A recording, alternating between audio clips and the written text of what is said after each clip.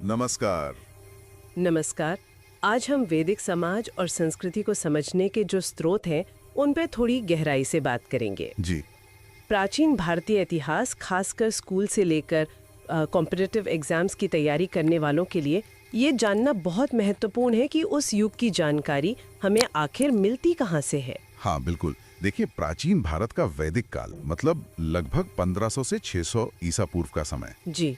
उसको समझना ना वाकई एक तरह की जासूसी जैसा है। सुराग बिखरे हुए हैं, आप समझिए। अच्छा, जासूसी। हाँ, जैसे वेदों में लिखे भजन है, फिर वो खास मिट्टी के बर्तन हैं, पेंटेड ग्रेवेयर। हाँ, सुना है उनके बारे में। लोहे के औजार हैं, और यहाँ तक कि प्राचीन ईरानी ग्रंथ अवेस्ता को देखिए, उसमें भी मिलते जुलते शब्द हैं।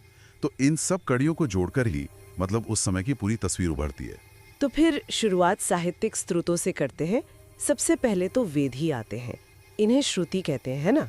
मतलब सुना हुआ ज्ञान। बिल्कुल, श्रुति जो सुनकर पीढ़ी दर पीढ़ी आगे बढ़ा। हाँ। 4 वेद है मुख्य रूप से। पहला और सबसे पुराना है ऋग्वेद। हाँ, ऋग्वेद। इसका समय लगभग 1500 से 1200 ईसा पूर्व का माना जाता है। जी हाँ, करीब करीब वही। इसमें 1028 सूक्त हैं, और इनसे हमें शुरुआती वैदिक काल के लोगों का जीवन पता चलता है। वो ज्यादातर पशुपालक थे, कबीलाई समाज था उनका। और उनके देवता इंद्रो, अग्नि, वरुण, इन सब का जिक्र है। हाँ, ये प्रमुख देवता थे। और सप्त सिंधु यानी वो 7 नदियों वाला जो इलाका था, उसका जिक्र भी ऋग्वेद में ही है। अच्छा, ऋग्वेद के बाद फिर सामवेद। हाँ, सामवेद। इसमें ज्यादातर मंत्र तो ऋग्वेद वाले ही हैं, पर उनको संगीत में ढाल दिया गया है, मतलब गाने के लिए। तो यज्ञों में गाने के लिए। इससे संगीत का महत्व पता चलता है उस समय। सही, यज्ञों में संगीत का महत्व बढ़ रहा था। फिर आता है यजुर्वेद। इसमें यज्ञ करने के जो नियम हैं और गद्य वाले मंत्र हैं। तो ये उत्तर वैदिक काल की तरफ इशारा करता है, जहाँ यज्ञ थोड़े और जटिल हो गए होंगे। बिल्कुल, यज्ञों की जटिलता और ब्राह्मण वर्ग का बढ़ता प्रभाव ये यजुर्वेद से साफ झलकता है। और चौथा वेद, अथर्ववेद, वो तो थोड़ा अलग है शायद। हाँ, वो कुछ अलग है। उसमें आम लोगों के जो विश्वास थे, जादू टोना, बीमारियां दूर करने के मंत्र, इस तरह की चीजें ज्यादा हैं। तो उससे उस समय के लोक जीवन की एक झलक मिल जाती है। अच्छा, वेदों के बाद भी तो कुछ ग्रंथ है ना, ब्राह्मण ग्रंथ? जी हाँ, ब्राह्मण ग्रंथ।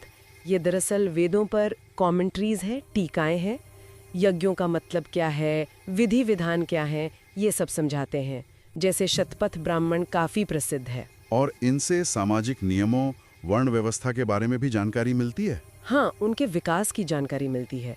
फिर ब्राह्मणों के बाद आते हैं आरण्यक, वन पुस्तकें। वन पुस्तकें मतलब जंगलों में लिखी गई? माना जाता है कि जंगलों में रहने वाले ऋषियों ने रची। इनमें यज्ञों के पीछे जो दार्शनिक या प्रतीकात्मक अर्थ है, उन पर ज्यादा जोर है। और फिर सबसे आखिर में उपनिषद, जिन्हें वेदांत भी कहते हैं। बिल्कुल, वेदांत यानी वेदों का अंत या सार। ये पूरी तरह दर्शन पर केंद्रित हैं। आत्मा, ब्रह्म, कर्म, मोक्ष, ये सारे गहरे विचार यहीं से आते हैं। तो ये एक तरह का शिफ्ट दिखाते हैं यज्ञों से ज्ञान मार्ग की तरफ। सही कहा, कर्म कांड से ज्ञान की ओर। तो ये तो हुई साहित्यिक स्रोतों की बात। लेकिन जैसा आपने शुरू में कहा था, कहानी सिर्फ किताबों में नहीं है, जमीन के नीचे भी सबूत है, मतलब पुरातात्विक स्रोत। हाँ बिल्कुल, और पुरातात्विक स्रोतों में सबसे अहम शायद है चित्र धूसर मृदभांड संस्कृति, पेंटेड ग्रेवेयर या पीजीडब्ल्यू कल्चर। पीजीडब्ल्यू, हाँ, इसका समय लगभग 1100 से 600 ईसा पूर्व का है। जी, ये खास तरह के स्लेटी रंग के बर्तन होते हैं, और उन पर काले रंग से डिजाइन बने होते हैं, ज्यामितीय डिजाइन। और ये बर्तन जुड़े हैं उत्तर वैदिक काल से मुख्य रूप से। हाँ, और मिले भी कहाँ हैं? गंगा यमुना दोआब का जो इलाका है, जैसे हस्तिनापुर, अतरंजी खेड़ा। हाँ, ये तो उत्तर वैदिक काल का केंद्र माना जाता है। बिल्कुल, और यहीं से एक और बहुत महत्वपूर्ण चीज मिली, लोहा। और मिले तीर, भाले। हाँ, और खासकर खेती में इस्तेमाल होने वाला हल, लोहे का हल। और यहीं से आप समझिए एक बड़ा बदलाव आता है। बदलाव? कैसा बदलाव? देखिए, लोहे के हल ने खेती का तरीका बदल दिया। गंगा के मैदानों के घने जंगल थे, उन्हें साफ करना आसान हो गया। अच्छा, तो खेती बड़ी होगी। खेती का विस्तार हुआ, अनाज का उत्पादन बढ़ा, और जब अनाज ज्यादा होने लगा तो उससे बड़े और स्थायी राज्यों की नींव पड़ी, जिन्हें जनपद कहा गया। ओहो, तो मतलब एक धातु ने पूरा सामाजिक आर्थिक ढांचा बदलना शुरू कर दिया। कमाल है। हाँ, ये जुड़ाव देखना बहुत जरूरी है। और एक तीसरा पहलू भी था ना, भाषा वाला। हाँ, भाषा विज्ञान वो भी मदद करता है। वेदों की जो संस्कृत है वो हिंद यूरोपीय भाषा परिवार की एक बहुत पुरानी शाखा है। और अवेस्ता से तुलना, वो दिलचस्प है। बहुत दिलचस्प। प्राचीन ईरान का ग्रंथ है ज़ेंद अवेस्ता। ऋग्वेद और अवेस्ता में भाषा तो मिलती है, कई देवताओं के नाम भी एक जैसे हैं, जैसे वैदिक असुर और अवेस्तन अहुर। हाँ, और वो सोम और होम वाला पेड़। हाँ, सोम और होम, ये पवित्र पेय के नाम भी समान हैं। इससे क्या पता चलता है कि शायद किसी जमाने में भारतीय आर्यों और ईरानियों के पूर्वज साथ रहते थे या उनके बीच गहरे सांस्कृतिक संपर्क थे। तो इन सभी स्रोतों को, साहित्यिक, पुरातात्विक, भाषाई, इन सबको मिलाकर देखें तो वैदिक काल के दो अलग अलग दौर दिखते हैं ना। हाँ, बिल्कुल स्पष्ट। पहला ऋग्वैदिक काल, जिसमें पशुपालन मुख्य था, समाज कबीलों यानी जन में बटा था, राजा मतलब राजन बस कबीले का मुखिया जैसा था। हाँ, और वर्ण व्यवस्था कर्म पर आधारित थी, उतनी कठोर नहीं थी।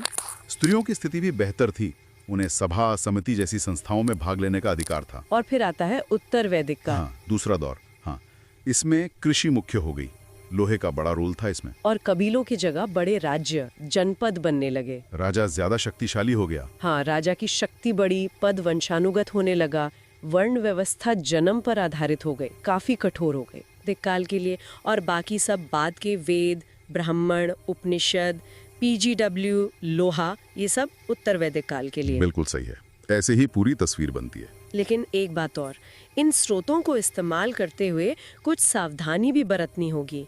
इनकी कुछ सीमाएं भी तो होंगी। निश्चित रूप से, ये बहुत महत्वपूर्ण बात है। जैसे साहित्यिक स्रोत हैं, वो ज्यादातर ब्राह्मण वर्ग ने लिखे या सहेजे हैं, तो जाहिर है उनका नजरिया झलकेगा उसमें। हाँ, ये तो है। और ये मूल रूप से धार्मिक ग्रंथ है, इतिहास लिखने के लिए नहीं बने थे।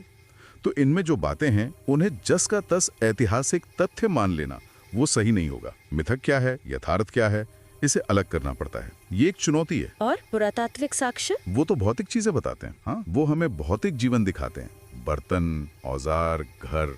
लेकिन लोग सोचते क्या थे, उनकी मान्यताएं क्या थी, ये उनसे सीधे पता नहीं चलता। तो कुल मिला के वैदिक समाज को समझना एक पहेली सुलझाने जैसा है, काफी जटिल है। हाँ, कह सकते हैं। साहित्यिक स्रोत हमें विचार और मान्यताएं देते हैं, पुरातत्व जमीनी हकीकत दिखाता है, और भाषा विज्ञान हमें उनके बाहरी संपर्कों और जड़ों तक ले जाता है।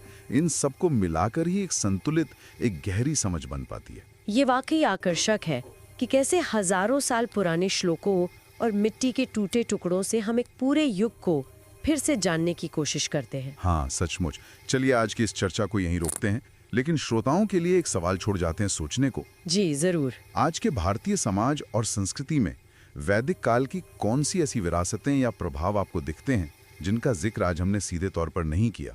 इस पर सोचिएगा जरूर। नमस्कार। आज हम इतिहास